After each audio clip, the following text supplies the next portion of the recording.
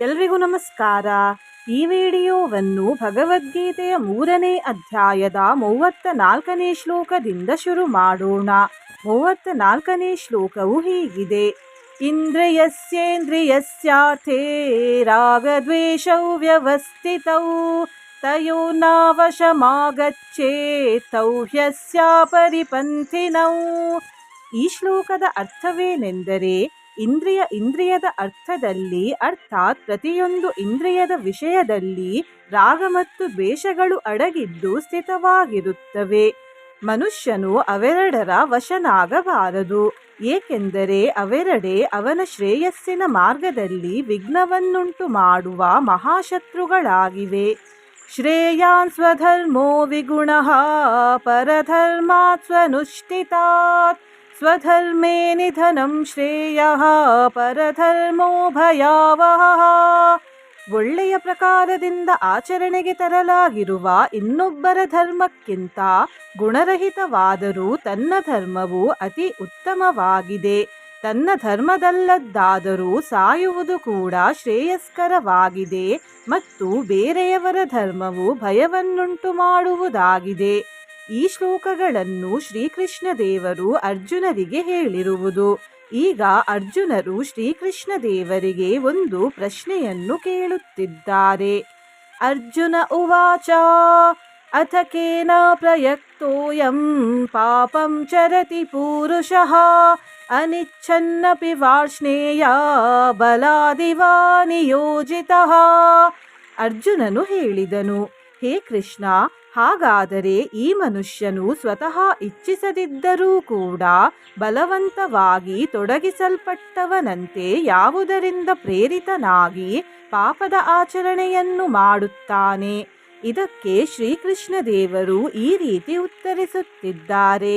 ಶ್ರೀ ಭಗವಾನುವಾಚ: ಕಾಮ ಏಷ ಕ್ರೋಧ ಏಷ ರಜೋಗುಣ ಸಮುದ್ಭವಃ ಮಹಾಶನೋ ಮಹಾಪಾಪ್ಮ ವಿದ್ಯೇನಮಿಹ ವೈರಿಣಂ.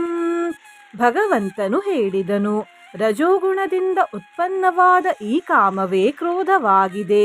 ಇದು ಬಹಳ ತಿನ್ನುವವನು, ಅರ್ಥಾತ್ ಭೋಗಗಳಿಂದ ಬೇಸರ ಪಡೆದಿರುವವನು ಮತ್ತು ಮಹಾಪಾಪಿಯಾಗಿದೆ. ಇದನ್ನೇ ನೀನು ಈ ವಿಷಯದಲ್ಲಿ ವೈರಿ ಎಂದು ತಿಳಿ. ಧೂಮೇನಾವ್ರಿಯತೆ ವನ್ನಿಃ ಯಥಾದರ್ಶೋ ಮಲೇನ ಚ ಯಥೋಲ್ಬೇನಾವೃತೋ ಗರ್ಭಸ್ತಥಾ ತೇನೇದಮಾವೃತಂ.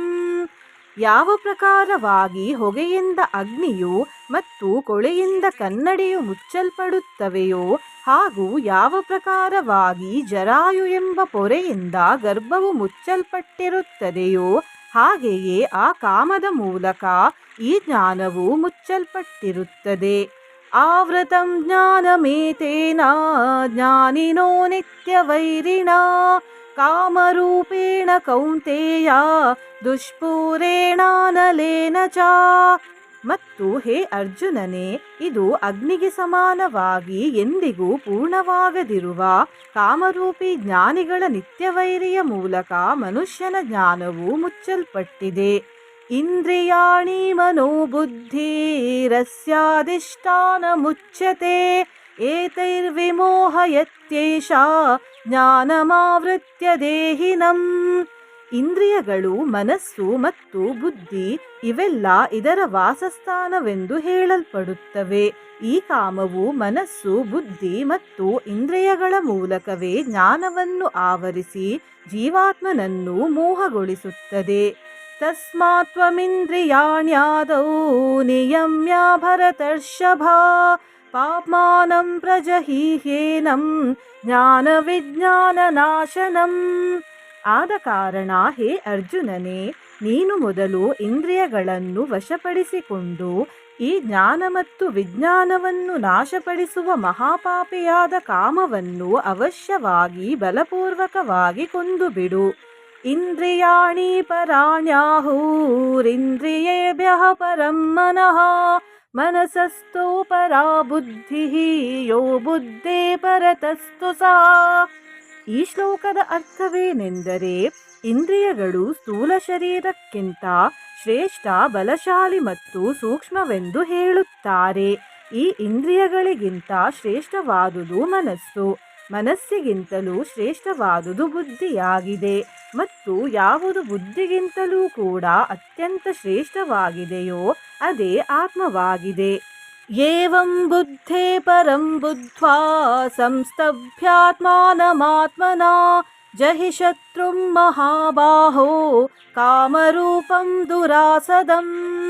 ಈ ಪ್ರಕಾರವಾಗಿ ಬುದ್ಧಿಗಿಂತ ಪರ ಅರ್ಥಾತ್ ಸೂಕ್ಷ್ಮವು, ಬಲಶಾಲಿಯೂ ಮತ್ತು ಅತ್ಯಂತ ಶ್ರೇಷ್ಠವಾದ ಆತ್ಮವನ್ನು ಅರಿತುಕೊಂಡು ಮತ್ತು ಬುದ್ಧಿಯ ಮೂಲಕ ಮನಸ್ಸನ್ನು ವಶಪಡಿಸಿಕೊಂಡು, ಹೇ ಮಹಾಬಾಹುವೆ, ನೀನು ಈ ಕಾಮರೂಪಿ ದುರ್ಜಯವಾದ ಶತ್ರುವನ್ನು ಕೊಂದು ಹಾಕು.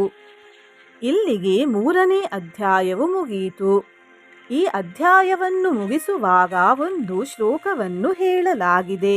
ಆ ಶ್ಲೋಕವು ಹೀಗಿದೆ: ಓಂ ತತ್ಸದಿತಿ ಶ್ರೀಮದ್ಭಗವದ್ಗೀತಾಸು ಉಪನಿಷತ್ಸು ಬ್ರಹ್ಮವಿದ್ಯಾಯಾಂ ಯೋಗಶಾಸ್ತ್ರೇ ಶ್ರೀಕೃಷ್ಣಾರ್ಜುನ ಸಂವಾದೆ ಕರ್ಮಯೋಗೋ ನಾಮ ತೃತೀಯೋ ಅಧ್ಯಾಯಃ.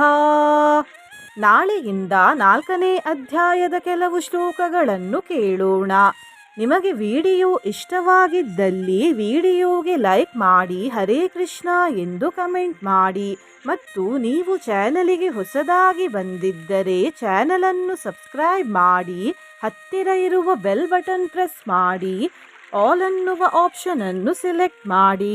ಮತ್ತೆ ಪುನಃ ಮುಂದಿನ ವಿಡಿಯೋದೊಂದಿಗೆ ಸಿಗೋಣ. ಧನ್ಯವಾದ.